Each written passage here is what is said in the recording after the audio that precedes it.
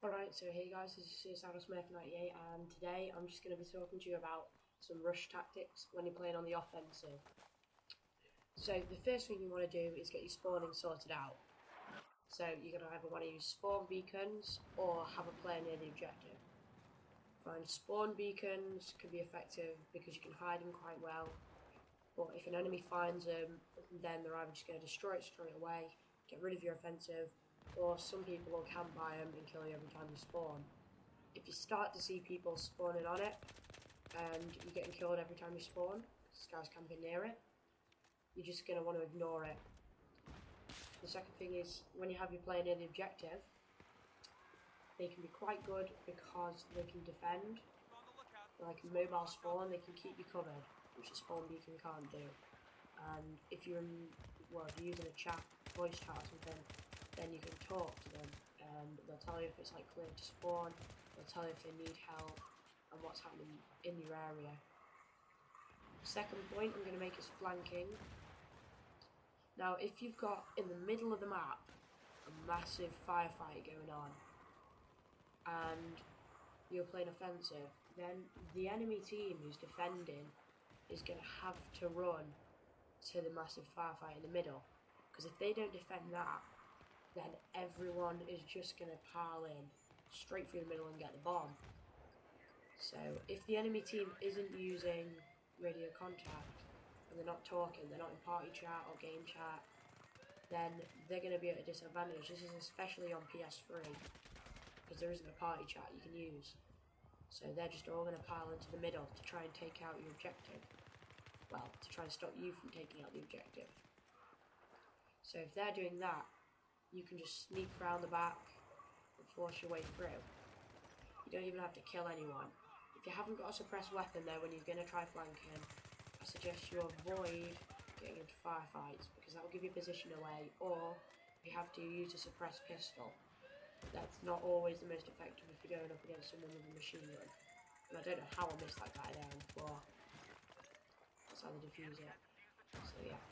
So next up, when you actually arm the bomb, you're going to want to make sure the area is clear. Because if you've got someone who manages to sneak in and just take you out while you're arming, there's not a lot you can do. You can't be watching everywhere. So this is when teams really comes into the game, because you can have your teammates covering you. They can be positioned in areas, or you can all be around the bomb. So if an enemy tries to sneak in, you can just blow them away. Now, for doing things like this and flanking, I'd recommend either the SG553 if you've got a suppressor, or something like Scar H Suppress. Now the Scar H Suppressed, if you're going to run that, I would say use a holographic sight and a foregrip. Just because the foregrip is going to make you go a bit more accurate, have less recoil, and the holographic sight, most of your fighting is going to be at close range. That's why I recommend a holographic sight, because you're just going to be coming around corners, there's going to be guys there. If you can't get there first, like in here, I just go straight with the Wi-Fi there, just putting my shots in from the waist. You're going to want to do that if you come around a corner. Don't bother to try and pull your sights up, because the enemy will just blow you away straight away. The only problem with the SMGs is your clip size, so you've got to be careful of that. If you're playing support, you're going to have a massive clip size on your gun, and you're just going to be able to keep fighting for ages. But you can't do that if you're using an SMG. So as you can see, I go down to about 3 shots and I reload here. Now this is going to help me keep pushing up, because I'm going to have enough ammo for every firefight. But then if there's like 3-4 guys and you think you can take them on, you're going to start a fight with them, you run out of ammo, don't stand in the open. Like here, put a grenade in, that'll force them back and maybe even take out 1 or 2 of them. Then you want to duck into cover, don't lie down, it makes you it makes you an easier person to hit. Not because of like your height and everything, but because you can't move to face the enemy. So don't lie down, you're going to want to crouch, because that still gives you your full maneuverability and it makes it harder for people to headshot you. My next point is defending an armed bomb. So you've managed to get through, you've armed a bomb, but then you're just going to hit a straight out problem. Because the enemy is just all going to pile in, they're going to be chucking grenades and everything. Now some people find it good to camp, some people say, yeah, just sit in a corner near the bomb. That's not the best idea if the enemy's gonna be dropping grenades in on you. So what you want to do is, say, run loops around the bomb. So if you're on Operation Metro, if you've got like a train nearby, you're gonna want to run loops, and when you're passing doors, just looking to see if there's an enemy. When you think they're defusing, drop a grenade in near the bomb, because they'll either keep disarming you and get killed by the grenade, or they'll try and run and they'll just leave the bomb. If you've got teammates on your team, and like I said, you're using the voice chat, you might want to work together and have your teammates just all defend the bomb. And then if you and another mate run off, you can get the second bomb armed pretty quick. Now that's going to give you quite a big advantage, because the enemy's going to have 2 bombs to deal with, and they won't be able to stop them that quick. So they're going to go for the newest one. So even though they've disarmed the bomb that you've just armed, your first bomb has still got a very high chance of blowing up. It's going to really help if you're stuck in like a situation where you've got quite a few enemies piling in on your first bomb. Just arming that second bomb will make them think twice, and they'll go, hey, this bomb's armed, it's got a longer timer, let's go for that one.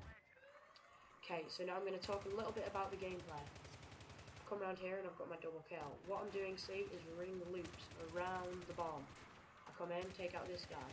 Now, I was just making sure there was no one else hiding around there, because I saw someone coming and I wasn't sure whether it was my teammate or not. Every now and then, you see, I duck out there to see if there's anyone coming in from their spawn area. So if someone was trying to run in through there, I could take them out pretty quickly. And this is when it helps to work as a team, because I've just gone down and we're getting ready to make an assault. But then, thanks to a teammate nearby, I get revived. It doesn't take one of our tickets away, and we can keep pushing up this staircase and into the base. If you're on PS3, I'm not quite sure what chat they have. I think it's only in-game chat. So if none of your friends have the game, you're going to want to like add someone who's got it and find a good squad. For Xbox, you've got party chat, so you and your mates can talk through it and get your squad sorted out. As you can see here, I keep checking the entrances to our area. We had the staircase area locked down by the escalator places, so we were waiting for the objectives to come up. You don't want to run too far ahead before the objective thing comes up, because just come up here, there's like 4 guys. Didn't really have enough ammo.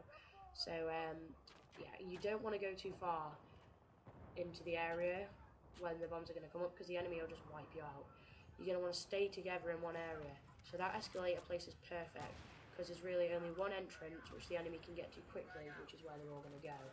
Some of them may try and flank around the outside, which is a good tactic for defending, but we had guys positioned on the other staircase.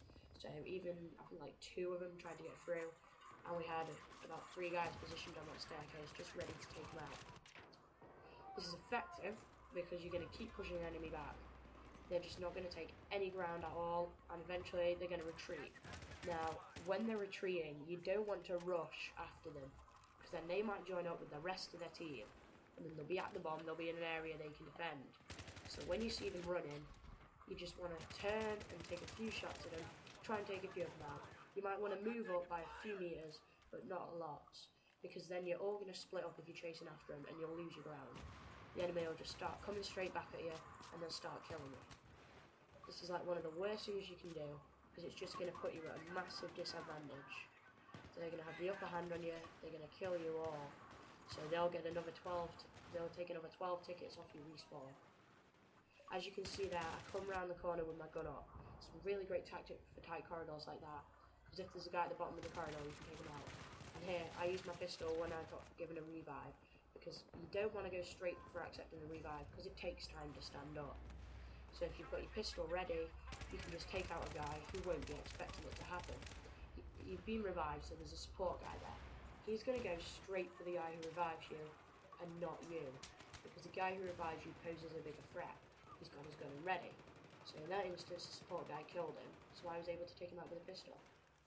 Now here, I needed some health, and I picked up a kit, which I thought was assault. I didn't look at the screen properly, and it turned out to be support. But I managed to do quite well with it here. No one seemed to realise I was here. I wasn't sure. I think I might have had a suppressor, or it looked like a muzzle flash at the time, but I can't really make it out on the small screen I'm doing this commentary on. I'm guessing it's probably a suppressor. And I was just hanging around here. The enemy kept trying to push through and knock us out of our position, and because none of them knew I was here, I was just taken out there.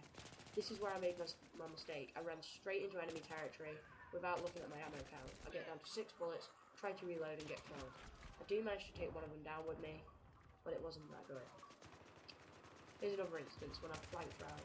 The enemy had pushed back and round, so I waited out a bit. Then they tried to push through our spawn, so I was ready at the back. When I saw them come in and turn, I just pushed forward and took out 2 guys. Now moving back up through the escalator a bit to get a vantage spot.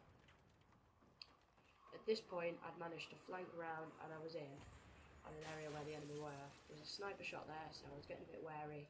I wasn't sure whether to go on the offensive with him, because I didn't have a suppressor and it might give my position away. I guess really I should have. So now I've just changed to my Scar H, and I'm trying to push up through the areas.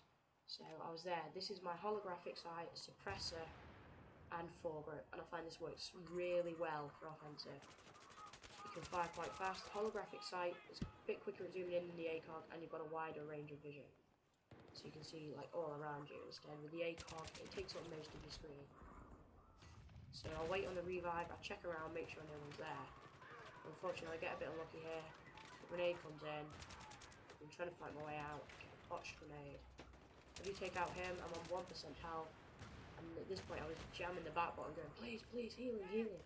Come on, come on. He drops a med pack, but it was too late, and the grenade took me out. Spawned here on the line objective. I do get the suppression kill assist, but I got killed. And I think they disarmed that bomb there. So in the end, we lose this gameplay. It's coming to an end, guys. Thanks for watching. Hope you enjoyed the video. I'm going to be putting up more Battlefield 3. And yeah, peace out.